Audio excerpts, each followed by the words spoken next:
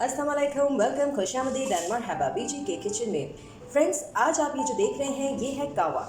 ये वो कावा है कि आप इसे गले में जब भी आपके खिच हो तो आप इस कावे को पी लीजिए। इसे बनाना बहुत आसान है। एक कप पानी के अंदर मैंने एक टुकड़ा जो है, छोटा सा टुकड़ा अदरक का लिया है। 1 टेबल स्पून इसमें मैंने हनी ऐड किया है और एक चुटकी पत्ती मैंने चाय की पत्ती ऐड करके इसे अच्छे से बॉईल कर लिया और इसे इस तरह से निकाल लिया। जब आप देखें कलर चेंज हो जाए, ऐसा हो जाए, तो आप इसे सर्व कर दें। एंड ट्रस्ट में ये बहुत ही बेहतरीन कावा है।